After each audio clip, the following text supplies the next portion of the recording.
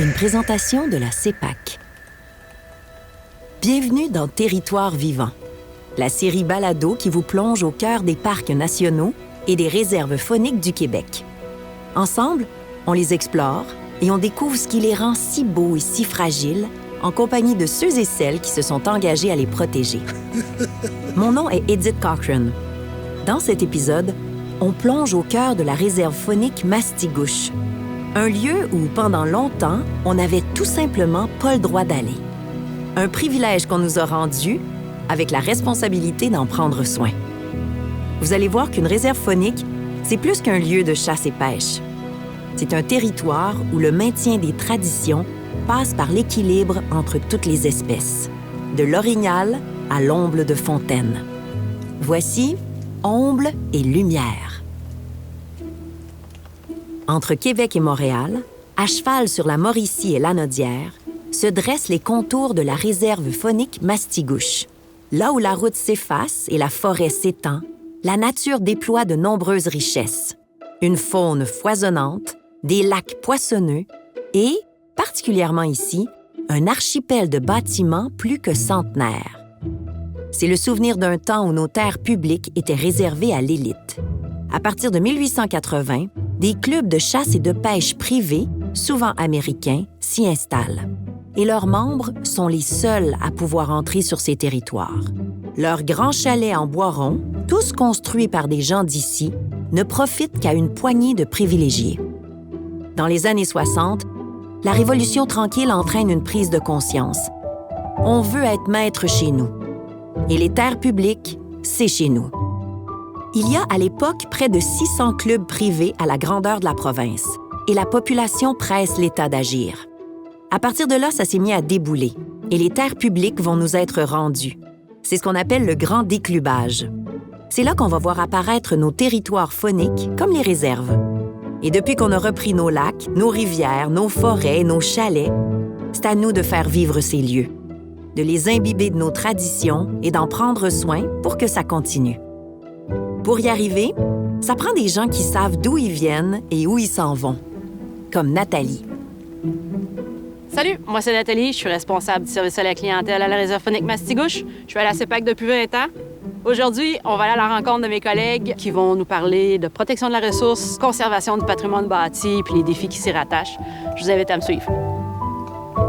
Dans le secteur Shawinigan, on veille sur l'histoire, celle d'hier et celle qui s'écrit avec les nouvelles générations. Pour nous la raconter, Nathalie a fait appel à son collègue François, préposé aux opérations terrain. François, salut! Salut! Ça va? Oui. On est chez toi, on est dans le secteur Shawinigan. C'est un secteur qui est historique, patrimonial. J'aimerais ça que tu me dises, que tu me parles du secteur, qu'est-ce que ça l'évoque pour toi? Bien, pour moi, la réserve, c'est l'histoire. Et Shawinigan, encore plus. On le voit principalement par les bâtiments qu'il y a ici. Les gros bâtiments, on s'aperçoit que ça, c'était vraiment les bâtiments des Américains qui étaient propriétaires de l'emplacement, qui pouvaient se permettre d'avoir des grosses places. Mais on a le petit chalet, le chalet numéro 6 maintenant, qui était où vivait le contremaître avec sa famille. OK. Donc, eux étaient là à l'année. Et à l'arrière, on avait même une petite école pour que les gens puissent étudier. Parce qu'auparavant, les gens de la région travaillaient ici, travaillaient pour les clubs privés, mais il n'y avait pas accès à la richesse qu'il y avait ici. Il n'y avait pas le droit d'aller à la pêche, il n'y avait pas le droit d'aller à la chasse. C'était juste les invités et les propriétaires du club privé. Quand il y a eu le déclubage, début 70, bien là, ça s'est ouvert, évidemment, aux gens de la région, mais à tout le monde, à tout le Québec. Fait que là, on a vraiment eu un transfert d'histoire de travailleurs à utilisateurs et maintenant à de nouvelles générations qui peuvent aussi en profiter. Les gens, dans la réappropriation du territoire, font que maintenant, ils disent, ça, c'est aussi à nous. Mm-hmm. Puis on a le droit d'avoir ces grands chalets-là. On a le droit d'avoir la même vue qu'eux autres, de s'asseoir sur le balcon, puis de regarder le lac Shawinigan qui fait 7 km de long, qui a des couchers de soleil extraordinaires. Tu te dis, hey, c'est à nous autres. Bien, il faut en profiter. Tu sais, François, tu nous parles qu'il y a beaucoup d'histoires. On pourrait décider de complètement les remettre à neuf, ces chalets-là. Non. Pourquoi on les garderait dans cet état-là plutôt que d'en rebâtir des neufs? Parce que, justement, les gens sont venus ici et ont vu ces bâtiments comme ça. Fait que ça a de l'histoire. Et les gens, ce qu'ils aiment de ça, c'est que Quand ils arrivent, ils ont un dépaysement total. Puis ce que les gens veulent, c'est que ça reste comme ça. De voir le travail que les gens ont mis là-dessus. Les solages, c'est fait en pierre qui ont été ramassés ici, fait à main. Tout le travail des gens, les chalets en pièce sur pièce. Et ça, c'est une valeur qui est importante de conserver et de montrer aussi aux nouvelles générations. De dire, regardez, ça a plus que 100 ans. Puis ça va être encore là dans très, très longtemps. Mais il faut que ça reste avec cet esprit-là. On aime avoir encore le vieux poêle à bois. Même le plancher qui ne soit pas égal, c'est plaisant. Tu sais, le côté qui est pas parfait. Parce que si c'est pas parfait, ça nous permet, nous autres aussi, en profitant du chalet, de ne pas l'être. Juste de dire, je peux me reposer. Il y en a qui l'ont fait avant moi. Il y en a d'autres qui vont le faire après moi. De dire que notre territoire, finalement, il est à nous, puis qu'il faut qu'on y fasse attention pour qu'il reste à nous aussi. Parce qu'une réserve faunique, pour moi, c'est une mine de joie. Et ça, pour moi, c'est magique. Quand une personne vient ici, elle est faite pour la vie. Coup de cœur. Connaissez-vous le lac aux Sorciers? C'est l'un des rares endroits au sud du lac Saint-Jean où on peut prendre de la wananiche, une espèce de poisson très prisé. Un lac si populaire qu'on doit procéder chaque année à un tirage au sort pour déterminer qui aura la chance d'y pêcher. Mais un autre sort guette ceux et celles qui s'y aventurent. On dit que la nuit, un esprit hante les rives du lac aux Sorciers, qu'il trouble le sommeil des pêcheurs en faisant hurler le vent, dans l'espoir de les décourager avant même que leur ligne soit grillée. Parce qu'il faut savoir que la wananiche, c'est un adversaire coriace. Un saumon d'eau douce, combatif, agile et tenace. Faut être en forme pour l'affronter. Mais quand on réalise la chance qu'on a d'être ici, c'est pas les manigances d'un sorcier qui vont nous en empêcher. Si un jour vous pêchez au lac aux Sorciers, observez la rive avant de vous engager dans une passe prometteuse. Voyez-vous les silhouettes qui émergent de la brume? Les croix en bois érigées sur la berge? Le sorcier vous guette. Faites vos prières.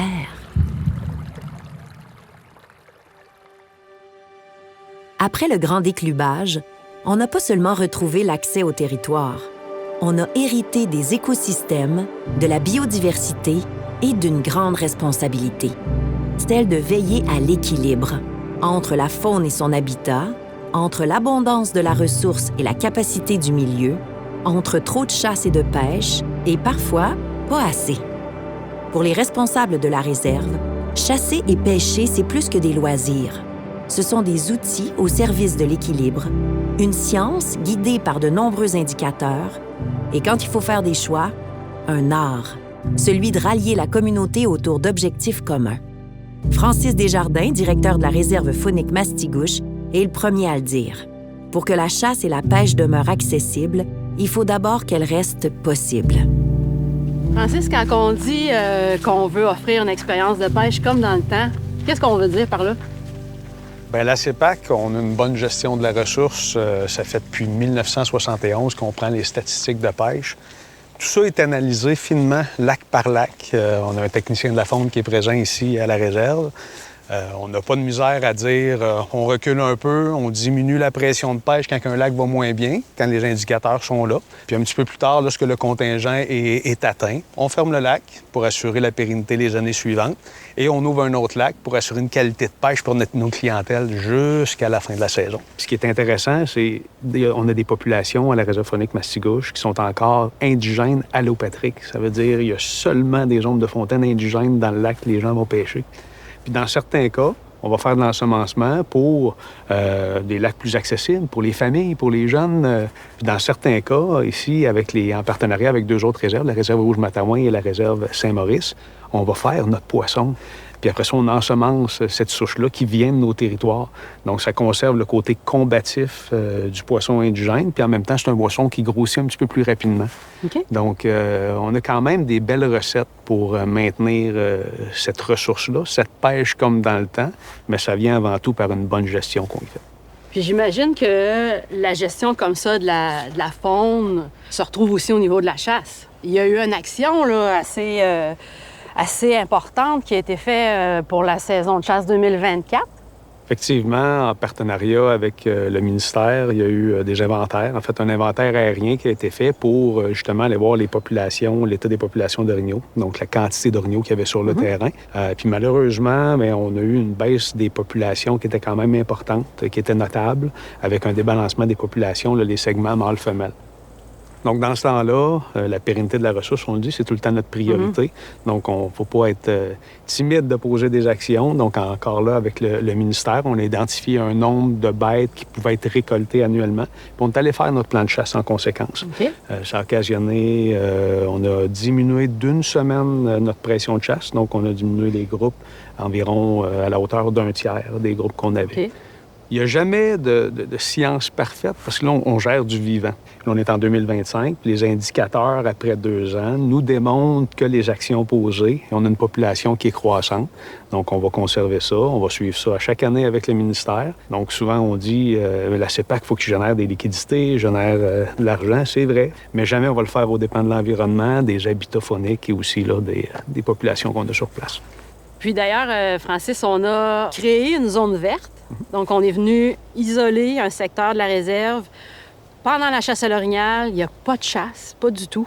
Puis, on vient offrir l'offre de camping, l'offre d'hébergement. On a une ceinture qui part de Mandeville jusqu'à Saint-Alexis-des-Monts, qui nous permettait qu'il n'y ait pas trop d'interaction entre les villégiateurs, campeurs et nos chasseurs qui en même temps. Mais ici, c'est un de mes endroits préférés de la réserve. Là, on est au camping Saint-Bernard, on a des prêts à camper étoiles, donc ça nous permettait, dans les couleurs à l'automne, d'offrir un produit que dans les réserves fauniques, on n'était pas habitué d'offrir. Donc, on a vu, à partir des 2 dernières années, là, une nouvelle clientèle qui rentre sur nos territoires pour bénéficier là, du sentier pédestre, du sentier national et des activités d'automne. Donc, on est capable de montrer que dans les réserves fauniques, la cohabitation, ça peut se faire facilement. Là. La cohabitation est possible si c'est bien fait, bien expliqué, bien informé notre clientèle. Tout le monde y trouve son compte. Dans les réserves fauniques, on apprend à cohabiter avec la faune, la chasse et la pêche et même avec la villégiature, pour que chacun puisse y trouver sa part d'aventure. Saviez-vous qu'on retrouve des aires protégées dans les réserves fauniques? Souvent associées à la gestion durable de la faune, les réserves fauniques sont aussi des territoires d'une grande richesse écologique, à tel point que certaines zones bénéficient d'un niveau de protection comparable à celui d'un parc national. À Mastigouche, on en compte 2.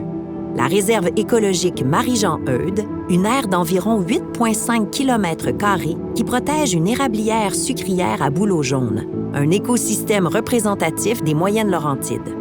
Le statut de réserve écologique représente le niveau de protection le plus élevé au Québec. Cette partie de la réserve est ainsi laissée à elle-même, sans aménagement ni activité récréative.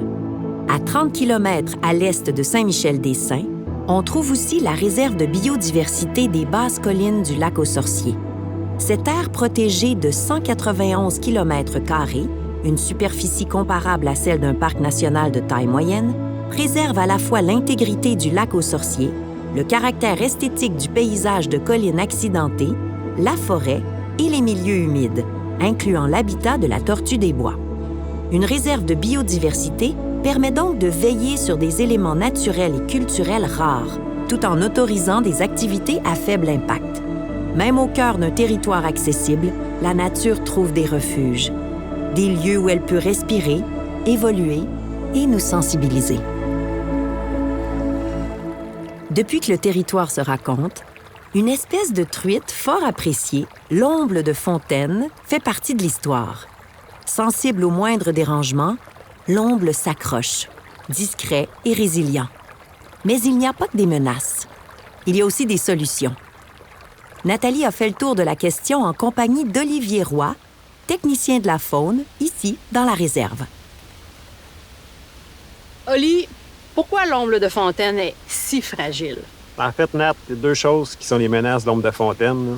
Les autres espèces qui peuvent arriver dans un plan d'eau, puis la température de l'eau. Un poisson d'eau froide, l'omble de fontaine, puis réchauffement de l'eau, c'est pas bon. Quelles espèces qui ont été introduites à Mastigouche? Tu as une meunier noire dans les années 80, 70, 80, qui est arrivée, qui a fait des dégâts monumentaux dans les populations d'omble de fontaine indigènes ici. Puis là, récemment, on a le crapet soleil aussi qui vient d'arriver. Puis tu dis qu'ils sont arrivés, mais ils sont arrivés comment? Bien, principalement par l'homme. Le meunier noir, là, c'est principalement de la pêche aux poissons à pas vivants. Dans le temps, ça se faisait. On pouvait pêcher au méné, là, ce qu'on appelait pêche au méné. Puis à la fin de la journée de pêche, les gens ils jetaient à l'eau les restants de méné qu'ils n'avaient pas utilisés. Et là-dedans, il y avait des bébés meuniers noirs. Puis on fait des petits, puis là, ils sont rendus dans les lacs. L'ombre de fontaine, c'est un poisson fragile. Elle ne tolère pas ces espèces-là parce que ces espèces-là, bien, ils aiment l'eau chaude. Fait qu'eux autres, là, le réchauffement des eaux, c'est pas un problème. Puis ils font des populations denses, ils se reproduisent facilement. Fait que quand ils arrivent dans un plan d'eau, eux autres, ils prennent la place, puis l'ombre de fontaine, elle perd sa place, si on veut. Puis en plus, ben ces poissons-là, quand ils arrivent dans un lac, ben ils se limitent pas à ce lac-là. Ils vont remonter des cours d'eau. Qu'est-ce qu'on fait, nous autres, pour les empêcher de remonter les plans d'eau? Bien, justement, à Mastigouche, là, on a fait des OMP qu'on appelle dans notre jargon. En fait, ça, c'est l'inverse d'une passe migratoire. Passe migratoire, on veut que le poisson aille plus haut. Mais un obstacle à montaison du poisson, on veut qu'il arrête là, il n'aille pas plus haut. L'idée d'un obstacle à montaison du poisson, là, c'est de créer une chute infranchissable de 6 pieds de haut environ. Là. Les OMP, bon, on en a une soixantaine dans la réserve. Il y en a à peu près la moitié que c'était déjà des chutes naturelles, des obstacles qui étaient déjà en place.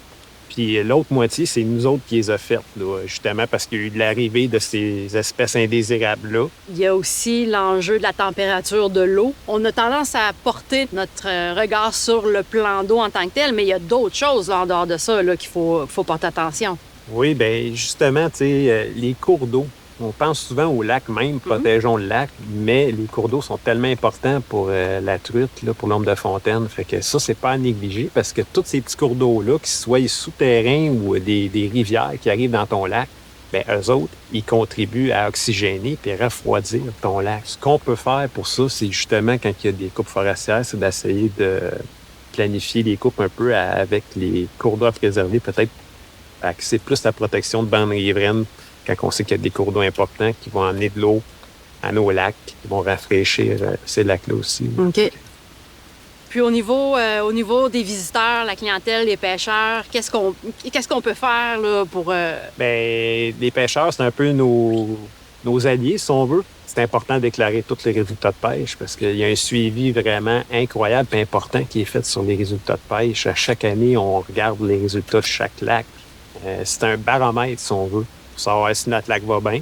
Puis aussi nous faire part de toutes les observations qu'ils font sur le terrain. Ouais. Des fois, c'est eux qui vont nous dire hey, on a vu telle espèce, on a pêché ça dans tel lac. Oups, attends un petit peu, là, c'était pas là. Puis là, des fois, il faut prendre des actions comme on l'a eu par le passé là, avec le meunier puis le crapet. Là.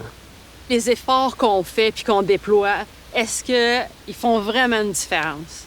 Hey, écoute, tellement, Nathalie, là, quand je te parlais des résultats de pêche qui sont suivis depuis 71 qu'on regarde ça, là, puis tu regardes quand que le meunier est rentré dans un lac, les résultats de pêche, je te dis, c'est désastreux. Là. Tu sais, tu peux perdre 80 % de ta récolte annuelle d'ombre de fontaine quand ton crapet ou ton meunier vient de rentrer. Fait que c'est vraiment un désastre. On l'a vu dans les résultats auparavant. Fait que quand on a des obstacles qui font leur travail, on sait très bien que les lacs en haut vont rester bons pour toujours. Ça fait toute la différence. Puis pour les températures, bien, on le voit, là, le réchauffement climatique, là, c'est pas juste des légendes. Là. Moi, je le vois. Même chose, les résultats que le ministère prenait sur les lacs là, dans les années 80. Tu regardes les températures de surface au mois d'août, là, ça fait peur comment que ça a changé. Fait que, tu sais, ça aussi, l'ombre de fontaine va être une des premières espèces à être touchée par ça. Puis nous autres, à Mastigouche, on est dans le sud, fait que on est dedans, là. Fait que ça a vraiment un impact là, de porter attention à ça puis de préserver ces choses-là. À Mastigouche, un territoire nous a été rendu.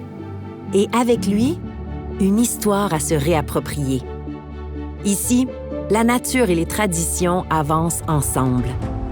La chasse, la pêche et la villégiature font partie du paysage au même titre que la mousse sur les arbres et les chalets plus que centenaires. Et elles se pratiquent avec une même exigence, préserver l'équilibre. Du lac à la forêt jusqu'à l'ombre de fontaine, notre héritage doit être encore plus grand que la somme de nos actions. Car dans une réserve faunique, on ne mesure pas la richesse par ce qu'on prélève, mais par ce qu'on perpétue. Et si ce territoire est encore bien vivant aujourd'hui, c'est peut-être parce qu'au fond, on sait qu'il nous est seulement prêté, qu'on n'entre pas en propriétaire, mais en invité. Et qu'ici, on est chez soi tant qu'on agit comme si rien n'était acquis. Mon nom est Edith Cochrane et vous venez d'entendre Ombre et lumière à la réserve faunique Mastigouche, un épisode du balado Territoire vivant. Saviez-vous que 100% des profits générés par vos visites sont réinvestis dans les parcs nationaux, les réserves fauniques et les établissements touristiques gérés par la CEPAC? Ici, chaque geste compte. Merci de votre écoute.